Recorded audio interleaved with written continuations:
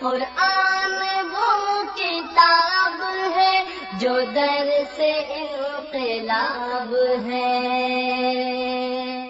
سمجھ کے گر کوئی پڑھے تو نور علی نور خراب ہو جاتا ہے۔ اللہ کے نبی صلی اللہ علیہ وسلم فرماتے ہیں ثلاث دعوات مستجابات لا شک فیہن، 3 دعائیں ضرور قبول ہو جاتی ہیں، ان میں کوئی شک ہے ہی نہیں۔ 3 دعائیں پکی قبول ہو جاتی ہیں، ان میں سے پہلی دعوت الوالد، باپ کی دعا اولاد کے حق میں اللہ قبول کر لیتی ہے۔ ہم پیر ڈھونڈتے پھرتے ہیں فلاں جگہ فلاں جگہ فلاں جگہ پیر صاحب ہیں، جائیے تو دم کرا آئیے، جائیے تو کوئی وظیفہ لے آئیے، جائیے تو کوئی پھونک مروا لیے، اور گھر کے اندر جو پیر موجود ہے اس کی قدر ہی کوئی نہیں۔ تو اپنے گھروں میں موجود اپنے پیروں کی قدر کریں، بزرگوں سے دعائیں لیں، بد دعائیں نہ لیں، کوئی ایسا کام نہ کریں کہ جس سے بزرگ تنگ آ کر کوئی ہائے نکل جائے تو پھر پریشانی ہوگی۔ اور اللہ کے نبی صلی اللہ علیہ وسلم نے بزرگوں کو بھی ہدایت دی ہے، فرمایا لا تدعوا علی انفسکم، حالات پریشان کون ہیں، مشکل ہے، بیماری ہے، تنگی ہے، اس کے باوجود اپنے آپ کو بد دعائیں نہیں دو۔ ولا تدعوا علی اولادکم، اور اپنی اولاد کو بھی برا بلا نہیں کہو، بد دعائیں نہیں دو۔ ولا تدعوا علی اموالکم، اور اپنے مال و دولت کو، گھر ہے، گاڑی ہے، فیکٹری ہے، جو بھی اللہ نے دیا ہوا رزق، اس کو بھی بد دعائیں نہیں دو۔ ولا تدعوا علی خدمکم، اور اپنے خادموں کو بھی بد دعائیں نہیں دو۔ کیوں نہ دو؟ لا توافقوا من اللہ ساعتا فیہا عطا، کوئی ایسی گھڑی بھی ہوتی ہے کہ اللہ عطا کر رہا ہوتا ہے، تم اس وقت بد دعا دو گے وہ بھی قبول ہو جانی ہے، اس لیے بد دعائیں نہیں دو۔ تو اللہ کے نبی صلی اللہ علیہ وسلم فرمایا 3 دعائیں اللہ قبول کرتا ہے، دعوت الوالد و دعوت المسافر، مسافر جب سفر پہ ہو، تھکا ٹوٹا ہارا، اس وقت اگر اللہ کو یاد کرے، دعا کرے تو اللہ اس کی دعا کو قبول کر لیتے ہیں۔ ودعوت المظلوم، اگر اللہ نے آپ کو طاقت دی ہے، قبیلہ برادری دیا ہے، کوئی منصب عہدہ دیا ہے، کوئی پاور دے دی ہے، تو غریب پر یہ سمجھ کر ظلم نہ کرو کہ یہ کون ہے، میرا کی بگاڑ لے گا،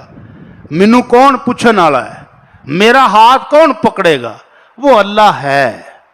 وہ اللہ کہتا ہے کہ میں مظلوم کی دعا کو ضرور قبول کرتا ہوں، اگرچہ تھوڑے عرصے کے بعد ہی اس کا اثر دکھائی دے،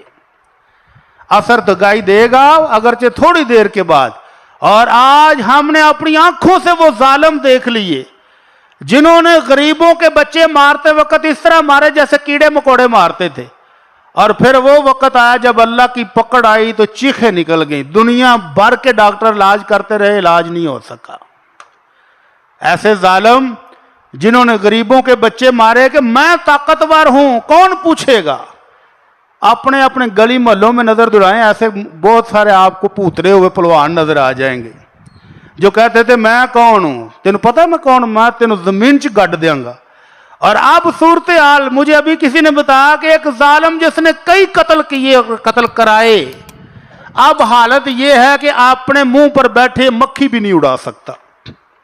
اللہ نے اس حالت میں کر دیا ہے کہ مکھی اڑانے کے قابل بھی نہیں، اور دنیا جہان کی نعمتیں موجود ہیں لیکن ایک لقمہ بھی اٹھا کے اپنے منہ میں نہیں ڈال سکتا۔ کدھر گئی وہ طاقت، کدھر گئی وہ پاور، کہاں گئی وہ دولت، کہاں گیا وہ روب؟ تو اللہ ظالم کی پکڑ کرتا ہے، اللہ کا وعدہ ہے لَأَنصُرَنَّكَ وَلَوْ بَعْدَ حِينٍ، مظلوم گھبرانا نہیں، مدد تیری ضرور آئے گی، اگرچہ تھوڑا سی میں ڈھیل دیتا ہوں، ظالم کو کہ ذرا پوت لے جنہ کو پوتنا ہے انہیں، تھوڑا سا یہ بڑکے شڑکے مار لے، پھر جب پکڑ آئے گی تو آ جائے گی۔ تو اس لیے 3 دعائیں اللہ کے نبی صلی اللہ علیہ وسلم کی گارنٹی ہے کہ والد کی دعا، مظلوم کی دعا، اور تیسری مسافر کی دعا، یہ تینوں قبول ہو جاتی ہیں، ان کا خیال رکھا کریں۔ تو ابراہیم علیہ السلام کے مذہب کی متعلقہ بات کیا ہے کہ والد وہ ہوتا ہے جو دعائیں دے اور دعائیں لے۔ والد کے منہ سے بد دعائیں اچھی نہیں لگتی، جچتی نہیں ہیں، لیکن اولاد کو بھی خیال کرنا چاہیے کہ والد کو اتنا زچ نہ کریں، اتنا پریشان نہ کریں کہ وہ بیچارہ مجبور ہو کر زبان کھولنے پر مجبور ہو جائے۔ تو اولاد کو بھی خدمت کرنی چاہیے، بچوں کو بھی والدین کی خدمت کرنی چاہیے اور ان کی دعائیں لینی چاہیے۔